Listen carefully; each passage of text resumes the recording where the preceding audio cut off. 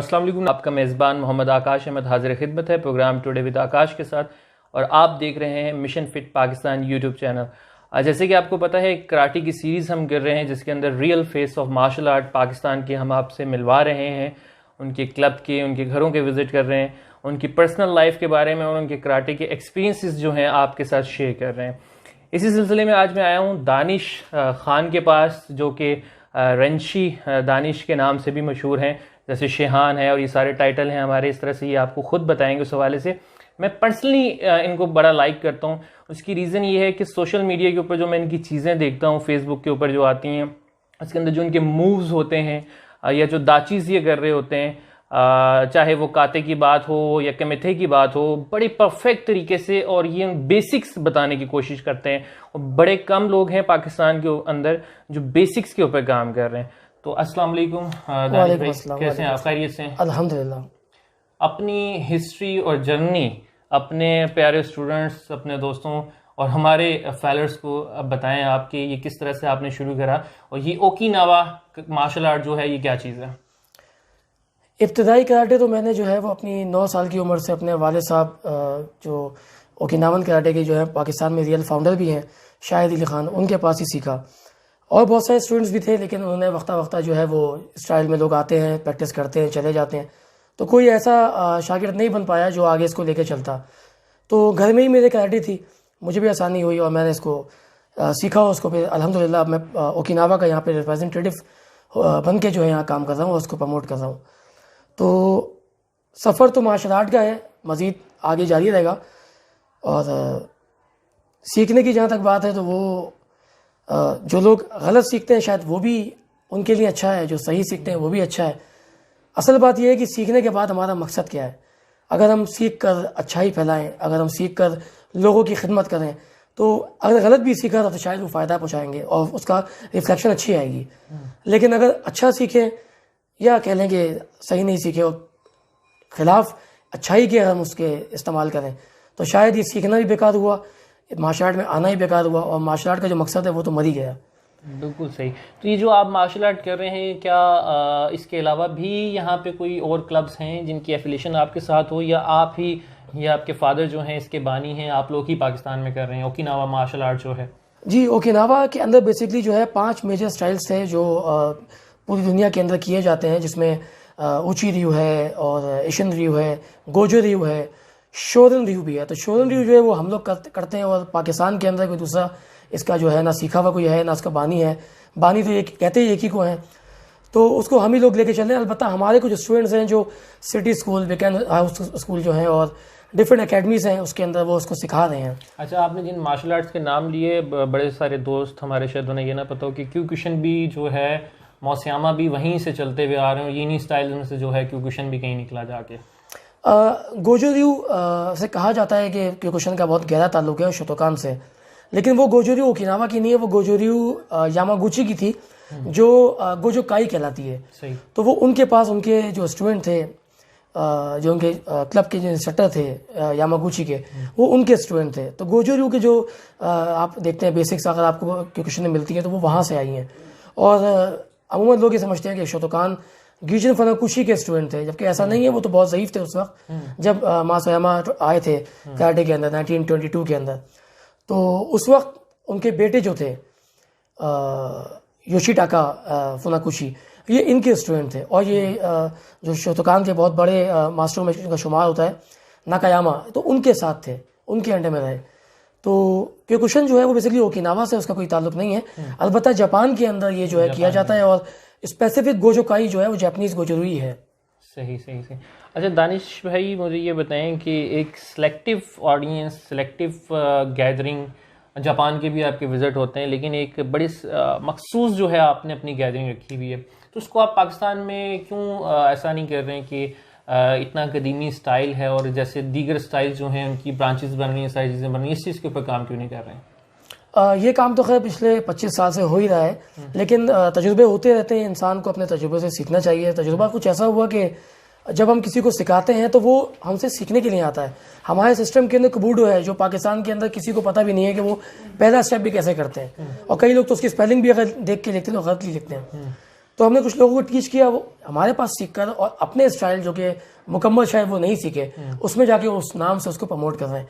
तो आप साहब बताएं कि अगर कोई शख्स आपके पास आता है, आपसे कुछ सीखता है, आपसे सर्टिफिकेट लेता है, आपका नाम काट के लिख दे कि ये फला का सर्टिफिकेट है, तो कितना बड़ा जुर्म हो गया, बद अखलाकी भी हुई और जुर्म भी हो गया। तो हमने फिर सोचा कि यार ये इतना नेगेटिव अगर फैला है तो बेहतर है कि ना फैले। मार्शल आर्ट सुधार के लिए फैली थी ना, तो अगर सुधार ही पैदा नहीं हो रहा बल्कि एक मखसूस तबके के अंदर एक गलत सोच लेके अगर चल रहा है, तो बेहतर है कि अच्छे लोगों में हम प्रोवाइड करें। बड़ी खूबसूरत बात। और ये नाज़रीन मेरे वो दोस्त जो कराटे से रेलिवेंट हैं उनके लिए कि लाजमी नहीं है कि अगर आपको किसी चीज़ की एफिलिएशन मिल गई है, आपको फेडरेशन मिल गई है या ब्रांच चीफ मिल गए हैं, तो आप ये चाहें कि पूरा पाकिस्तान आपके साथ जुड़ जाए या पूरा पाकिस्तान आपके अंडर हो जाए या आप मास्टर ग्रैंड मास्टर बन जाएं, आप अपने हदूद में रहते हुए, अपने क्लब में रहते हुए, एक सिस्टम में रहते हुए पूरे पाकिस्तान के लिए काम कर सकते हैं और बहुत अच्छा काम कर सकते हैं।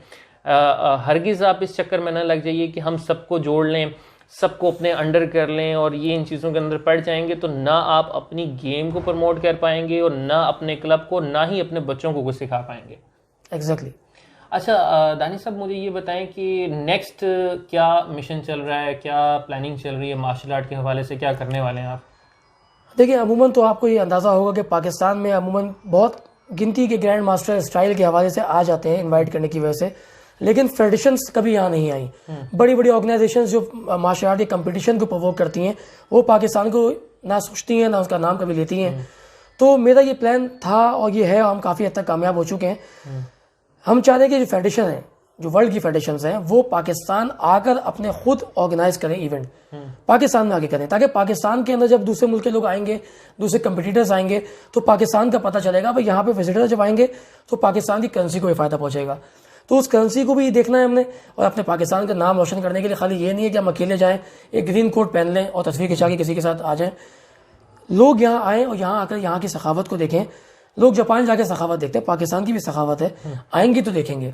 तो उनको इनवाइट करना, फिर यहाँ का जो माहौल, लोगों ने गलत मैसेज दिया है बाहर जाके, और कुछ बाहर के लोगों ने ये गलत इम्पैक्ट जो है वो क्रिएट किया है कि पाकिस्तान कोई दहशतगर्दों का मुल्क है, जबकि ऐसा नहीं है।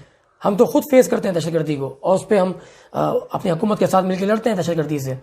तो स्पोर्ट्स एक वाहिद, एक मार्शल आर्ट एक वाहिद ऐसी कम्युनिटी है जो हर किस्म की बुराई से लड़ाई होती है। एनीवेज, हमारा मकसद ये जो था, ये वर्ल्ड यूनाइटेड कराटे यूनियन, जो वर्ल्ड की बड़ी एक ऑर्गेनाइजेशन, दूसरी बड़ी ऑर्गेनाइजेशन है, लास्ट जो जनवरी गुजरा 2020 के अंदर प्रेसिडेंट खुद यहाँ आ रहे थे, हमारी पूरी प्लानिंग हो चुकी थी। बस समझ लें कि कोई 2-3 वीक्स रह गए थे। हमने यहाँ पे अपनी तमाम जो सिक्योरिटी इदारे हैं उनको इन्फॉर्म कर दिया था और अपने काम को अच्छा बढ़ाए थे। अचानक खबर आई कि सुबह उनका हार्ट अटैक हो गया। अब वो इतना बड़ा हमें एक धचका लगा, तो अब हमने इसको ख़त्म नहीं कर दिया। अब देखें, वो तो चले गए दुनिया से, डेरेल विलियम थे। तो अब हम चाह रहे हैं कि नए जो मास्टर्स हैं अपनी फेडरेशन के साथ पाकिस्तान आएँ, यहाँ पर वो रूल्स रेगुलेशंस को भी पढ़ाएं और महदूद नहीं करें कराटे को। जो वर्ड कराटे है वो स्पेसिफिक सेमी कॉन्टैक्ट और फुल कॉन्टैक्ट के लिए नहीं है, वो एक पूरी फैमिली है। हम जब कोई कंपटीशन कराएं तो सेमी कॉन्टैक्ट वाले हमारे साथ हो, ट्रेडिशनल कराटे वाले हमारे साथ हो, फुल कॉन्टैक्ट वाले भी हमारे साथ हो। साथ से मतलब ये नहीं कि हमारे अंडर में हो। ये जो अंडर का जो लफ्ज़ है ये बड़ा अजीब है। समंदर के अंदर जो उसकी गहराई है वो अंडर नहीं है, वसी है। तो वसी की वजह से वो हमें खौफ भी तारी होता है। हम कहते हैं यार समंदर में एहतियात करनी है। बेसिकली मेरी भी दानिश भाई ये बड़ी ख्वाहिश है और ये प्रोग्राम करने को और ये करने का मकसद भी यही है कि हर किस्म के मास्टर से मुलाकात हो, चाहे कोई कन्फू करता है, ताइक्वांडो करता है, क्यूकुशन करता है, गुजोरियो शितोरियो कुछ भी करता है, सब लोगों को प्रमोट किया जाए। और मैं अगर ये कहूँ कि मैं इस्लामाबाद में बैठा हूँ तो हर बंदा मेरे पास आ जाए, मुझसे सीख ले, ये मुमकिन नहीं है। हो सकता है कि आपके रेफरेंस से कोई मुझे इस्लामाबाद में मिल जाए और मेरे रेफरेंस से कोई कराची में आपको मिल जाए। तो सबको प्रमोट करना चाहिए, सारे स्टाइल्स को लेके चलना चाहिए। ये बात याद रखनी चाहिए कि स्टाइल्स जो है इंसानों ने ही बनाया है, ठीक है। तो हम स्टाइल्स के पीछे भाग रहे हैं और एक टूर्नामेंट मेरी भी ये ख्वाहिश है कि ऐसा हो, और मैं कोशिश भी करूँगा कि अल्लाह ताला मुझे जो है हिम्मत दें, मैं ऐसा टूर्नामेंट करूँ कि जिसके अंदर सारे स्टाइल्स हों, सब लोगों के लिए मैट लगे हुए हों, हर बंदा आए और उसके अंदर पार्टिसिपेट करे और वो किसी के अंडर ना हो। सबसे बड़ी प्रॉब्लम दानिश भाई मैं ये समझता हूँ कि यही है कि अगर आप करवाएंगे तो आप कहेंगे अंडर सुपरविजन दानिश खान होना चाहिए, मैं करवाऊंगा तो अंडर सुपरविजन आकाश अहमद होना चाहिए। तो ये चीज़ जो हमारे अंदर से मैं निकल जाएगी तो शायद फिर हम मास्टरी की तरफ आ जाएंगे। और मास्टर जो हम लिखते हैं, तो मैं आज तक अपने आप को तालिब इल्म ही समझता हूँ और मरते दम तक कुछ ना कुछ मैं सीखता रहूँगा। हर रोज़ कराटे के अंदर कोई नई चीज़ मुझे मिलती है, कोई नई टेक्निक के ऊपर काम किया जाता है और लोग यहाँ पे समझते हैं कि बस हमने 2 4 5 साल जो कर लिया वही सब कुछ हो गया। मुझे आपकी एक बड़ी अच्छी चीज़ लगती है, जो लोग आपको फॉलो करते हैं वो भी जानना चाहेंगे कि आप बेसिक्स के ऊपर काम करते हैं। बड़े कम मास्टर्स मैंने देखे कि जो दाचीज़ के ऊपर और इन चीज़ों के ऊपर काम करते हैं। किक्स देखो या कोई चीज़ देखो तो आपका प्रॉपर एंगल नज़र आता है कि पाँव कैसे रखा हुआ है या किस एंगल से वो हिट हो रहा है। इसी तरह जापानीज़ मार्शल आर्ट कर रहे हैं आप भी और मैं भी, तो उसमें हर पोजीशन का मतलब है, अगर ऐसे खड़े में पाँव की पोजीशन ऐसे है, हर दाची जो है वो उसका नाम है। तो मास्टर्स तो बन गए हम, लेकिन हम अपनी क्वालिफिकेशन पे काम नहीं कर रहे। देखिए, ये तो आपने सवाल में जवाब दे दिया कि अगर हम मास्टर्स भी कह रहे हैं अपने आप को, मास्टर्स भी हम हैं, और हमें यही नहीं पता कि हम खड़े किस अंदाज में हैं, तो फिर वो मास्टरी यकीनन घर बैठे हुई होगी, मास्टर के अंडर में नहीं हुई होगी। मास्टर के पास जो आप सीखते हैं तो वो आपको सबसे पहले बताता है कि ये है क्या, सिखाता तो बाद में। तो यानी आपको सबसे पहले ये पता होना चाहिए कि इसको कहते क्या है। तो अगर आपको यही नहीं पता कि इसे कहते क्या है, तो इसका मतलब ये हुआ कि आप शायद ऑनलाइन मास्टर होंगे या घर बैठे मास्टर होंगे, प्रमोटेड मास्टर। जी, तो रिस्पेक्ट तो खैर सभी की हमें करनी है, और हम किसी को पॉइंट आउट भी नहीं कर सकते हैं। ये जो जानता है अपने आप को वो बेहतर जानता होगा, कि जिसको पता है कि वो क्या कर रहा है तो अच्छी बात है, पता है। मुझे अभी आपने एक बात बोली कि इससे पहले आपकी बात आपने की थी, बड़ी अच्छी लगी कि, और आपने मेरे को भी पॉइंट आउट किया कि बेसिक पे काम हम करते हैं। बेसिक पे काम करने की वजह भी यही है कि देखें, बेसिक सिर्फ बेसिक नहीं है, एडवांस की भी बेसिक होती है। हर स्टाइल के अंदर, चाहे वो दुनिया में ट्रेडिशनल हो, फुल कॉन्टैक्ट हो, सेमी कॉन्टैक्ट हो, बेसिक की बेसिक होती है, इंटरमीडिएट लेवल की भी बेसिक होती है, और एडवांस की भी बेसिक होती है, ताकि आप उस लेवल को समझ सकें। मिसाल के तौर पे मैं आपको ये बोलूँ कि आप कागज़ में छेद कर दें, आप बोलें कोई मसला नहीं है, तो एक उंगली मारूंगा कागज़ में छेद हो जाएगा। अब कागज़ को अगर मैंने लटका दिया धागे के साथ, तो शायद उंगली से छेद नहीं कर सकते, उंगली के साथ वो आपके जाता रहेगा, आता रहेगा। तो आप उसकी बेसिक पे काम करेंगे, आप उस पर पिंच करना शुरू करेंगे, आ जाएगा आपको। इससे उठाकर जब मैं आगे लाऊंगा इंटरमीडिएट पे, तो आपको पतले पतले ब्रिक्स जो अमूमन दूसरे स्टाइल्स में यूज़ भी होते हैं, ये तोड़ें, तो आपको उसकी बेसिक करना पड़ेगी। फिर एक ऐसा वक्त भी आएगा कि हम ऐसे ही उठा लेंगे चलते हुए पत्थर, कि यार आओ इसको तोड़ते हैं, जिसका ना हमें बेसिक पता है, ना सेंटर पता है, ना इसकी मोटाई पता है, इस पर कुछ काम करते हैं। तो वो भी एक लेवल है। जब तक बेसिक लेवल नहीं होगा तो कोई लेवल आपका अपग्रेड हो ही नहीं सकता। तो यही वजह है कि हम बेसिक पे बहुत ध्यान देते हैं, और बेसिक के साथ ही एडवांस पे लेके जाते हैं। छोटा सा मैसेज आजकल के तमाम ऑनलाइन मास्टर्स के लिए और रियल मास्टर्स के लिए। जो ऑनलाइन मास्टर हैं उनको तो मैं सलाम पेश करूंगा ज़्यादा, क्योंकि वो बहुत मेहनत करते हैं बेचारे। वो उनके ऊपर इतनी जिम्मेदारियां हैं, उसके बावजूद वो अपने घर से बाहर नहीं जा सकते, एक कमरे में बैठ के वो अपने आप को मास्टर लेवल तक ले जाते हैं। जब वो इतनी बड़ी एफर्ट कर सकते हैं, तो यकीनन वो अपने आप को ग्राउंड में लाकर भी थोड़ी सी एफर्ट ज़रूर करें, जिससे उनकी जो इतनी बड़ी एफर्ट जो प्रैक्टिकल लोग दुनिया का सफ़र करके भी नहीं कर सके अब तक, शायद वो कमरे के अंदर बैठ के भी कर लेते हैं। तो यकीनन कोई ऐसी एफर्ट उनके अंदर, ऐसी स्पार्क होगा, तो वो उस स्पार्क को यूज़ करें और मार्केट में आकर उसको लोगों के अंदर जो है वो प्रमोट करें। और जो मास्टर्स हैं वो तो खैर हैं ही मास्टर्स, हम सबको मिलके चलना है। Unity is a best policy, और इस पॉलिसी को अगर आपने छोड़ दिया तो ना आपको देखने वाला कोई है, ना आपको सुनने वाला कोई है, अकेले आप मार्शल आर्ट कराटे करते रहेंगे। तो कम्युनिटी को क्रिएट करें रिस्पेक्ट के साथ। बहुत खूबसूरत बात। और मेरे उन तमाम दोस्तों के लिए ये मैसेज भी कि अगर आप खुद को प्रमोट करना चाहते हैं, आपने किसी भी तरह से प्रमोट कर लिया, बेल्ट ले ली, डैन ले लिया या कुछ भी किया, तो आप उसके बाद अपने सेल्फ के ऊपर काम करना शुरू करें। अगर आप अपने साथ कुछ लिखते हैं या आप अपने आप को मास्टर कहते हैं, तो आप अपनी क्वालिफिकेशन बढ़ाना शुरू करें। आप अपनी नॉलेज के ऊपर, अपने प्रैक्टिकल चीज़ों के ऊपर जो है अब प्रैक्टिकल अप्लाई कीजिए।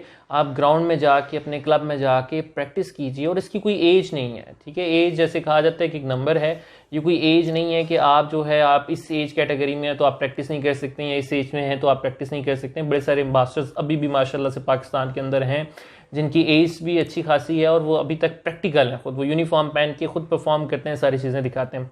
तो बहुत शुक्रिया दानिश भाई, आपने हमें टाइम दिया। और नाज़रीन आपका भी बहुत शुक्रिया कि आपने ये प्रोग्राम देखा। अपने फीडबैक से ज़रूर आगाह कीजिएगा। अगर कोई सवाल हो तो आप कमेंट में वो हमसे कह सकते हैं।